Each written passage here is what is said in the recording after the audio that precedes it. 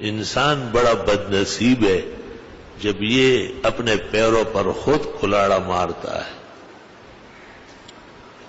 علماء لکھتے ہیں کہ ظالم حقیقت میں مظلوم ہے کیونکہ اس کو بچانے والا کوئی نہیں، اور مظلوم تو تاجدار ہے کیونکہ بترس از آہ مظلوماں کے ہنگامی دعا کرتن، اجابت از در حق بہر استقبال می آئے۔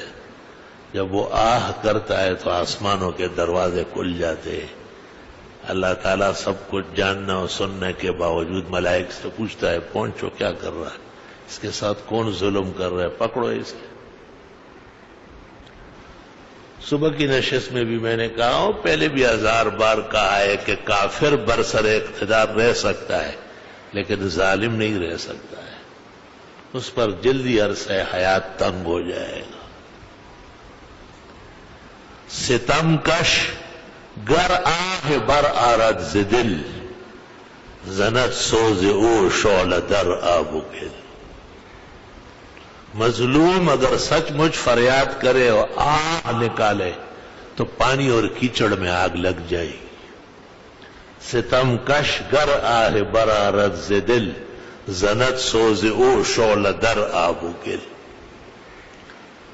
استغفر اللہ واتوب الیہ۔ مولانا روم بلخ کے رہنے والے تھے، امیر بلخ نے ظلم شروع کیا، مولانا نے روکا تو کہا نکل جاؤ یہاں سے۔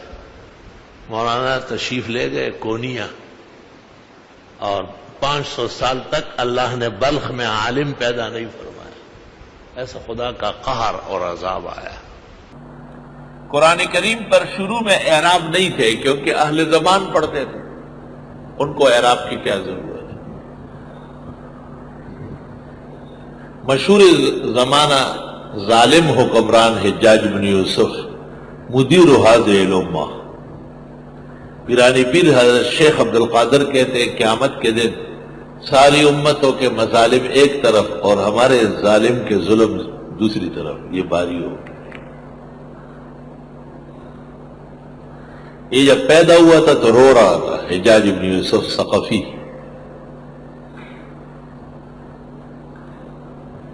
کسی ظالم طبیب نے مشورہ دیا کہ انسانی خون گٹھی میں دے، انسان کا خون نکال کر گٹھی میں ڈال دیا گیا۔ وہ پینے کے بعد جب یہ بادشاہ بنا تو بس دیوانہ ہوتا تھا جب تک لاشیں نہ دیکھتا۔ وزیروں کو کہا کہ آج کوئی نہیں مرا، اس نے کہا کوئی نہیں مرا، تو جلاد کو کہا اسی وزیر کو مار ڈالو۔ میں دربار کے وزیر رو پڑ دو حلال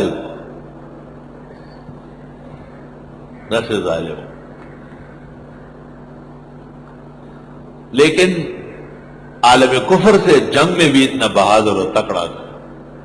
راجہ دائر کو جو خط لکھا تھا اس میں یہ لکھا ہے نا کہ اپنے قزاقوں کو پکڑو سزا دے دو، ورنہ میں ایسا لشکر بھیج دوں گا کہ ان کی تلواروں کی چمک سے تیرے محلات چمک اٹھیں گے، ایسا لشکر عربوں کا بھیج دوں۔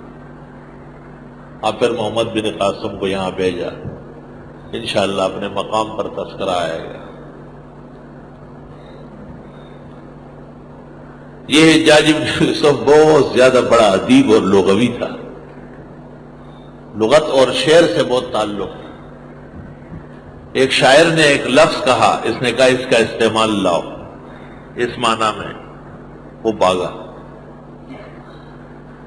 5-6 سال بعد اس کو وہ لفظ اس معنی میں مل گیا۔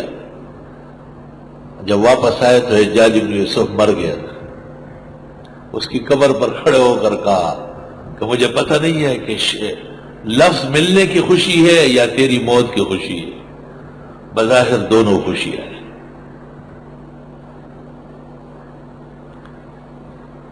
اس حجاج بن یوسف نے عجمیوں کی شکایت پر قرآن مجید پر اعراب لگایا ہے، اور بہت عجیب و غریب طریقے سے لگایا ہے۔ حفاظ قطار میں کھڑے ہوتے تھے اور وہ آیات پڑھتے تھے، اور کاتمان بیٹھے رہتے تھے اور اس سے کہ آواز سے اعراب بناتے تھے۔ آسان کام تو نہیں تھے، پہلے تو اعراب تھے نہیں کہیں، تاکہ اجمی لوگوں کو پڑھنے میں سہولت ہو جائے۔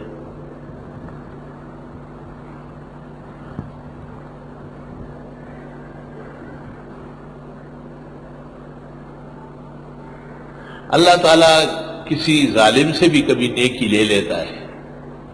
بخاری شریف میں ہے ان اللہ لیؤید ھذا الدین بالرجل الفاجر، کبھی اللہ تعالیٰ دین کا کام کسی فاجر فاسق سے بھی لے لیتا ہے۔ ہارون رشید نے خواب دیکھا تھا۔ خواب عجیب ہوتے ہیں، کبھی کبھی مستقبل کے لیے الارم کی حیثیت رکھتے ہیں، جیسے گھنٹی بجتی ہے نا اور آدمی سمجھ لیتے ہیں کہ بھئی ریل گاڑی آ رہی ہے، اعلان ہو جاتا ہے تو پتہ چل جاتا ہے کہ ابھی پرواز ہونے والا ہے۔ اس طرح خواب کے اندر ایک شخص کو مستقبل کے کچھ خطوط دکھائی دیتے ہیں، جس کو حدیث میں فرمایا ہے رویائے صالحہ، بامانہ خواب۔ تو حضرت امام ابو یوسف رحمت اللہ علیہ جو ہارون الرشید کے سلطنت کے قاضی القضات تھے، ان سے پوچھا کہ حضرت میرے لیے کیا حکم ہے، میں نے یہ خواب دیکھا۔ تو حضرت نے فرمایا کہ سورج ڈوبنے سے پہلے 100 اونٹ خیرات کر لیں۔ بادشاہ نے حکم دے دیا اپنے میری منشی کو کہ ابھی سے شروع کر لو، سورج ڈوبنے سے پہلے مختلف شاہراہوں میں غرباء اور مساکین کے لیے 100 اونٹ خیرات کر لیں۔ اتفاق سے ایک اور شخص آیا اور اس نے بھی اسی طرح خواب سنایا۔ امام ابو یوسف نے کہا کہ ایک بکرا کاٹو۔ جی بکرا کہاں سے آئے گا؟ کہ مرغا کاٹو۔ مرغا بھی نہیں خرید سکتا ہوں۔ کہ چلو دائیں ہاتھ سے چند کھجورے فوراً کسی کو اللہ کے نام پہ دے دو۔ ہارون رشید حیران ہو گیا کہ میں نے وہی خواب سنایا۔ تو حضرت نے جواب یہ دیا کہ 100 اونٹ کاٹے اور ان کو بکرے سے نیچے کر کے مرغا، اور مرغے سے اب ایک مٹھی کھجور پہ آ گئے۔ حضرت نے فرمایا کہ اصل میں اس کی توفیق اتنی ہے، اور اس کے حق میں ایک مٹھی وہی کام کرے گا جو آپ کے حق میں 100 اونٹ شاید نہ کر سکے۔ اور فرمایا مجھے خوف ہے کہ بلا 100 اونٹوں سے بھی نہ ٹلے، 1000 تک پہنچ جائے گی۔ جیسی کھیتی ویسے کوتی، جیسی حیثیت اس کو دیکھ کر کے قدم آگے رکھنا چاہیے۔ منزل جب دشوار ہوتا ہے تو آپ پیر مضبوط رکھتے ہیں، جب راستہ ہموار و صاف ہوتا ہے تو آپ بے خطر ہو کر کے چلتے ہیں۔ السلام علیکم۔ جی دوستو، آپ نے دیکھا اور سنا شیخ مفتی ظہور علی خان رحمۃ اللہ علیہ کو کہ شیخ مفتی ظہور علی خان رحمۃ اللہ علیہ کیا بیان فرما رہے تھے۔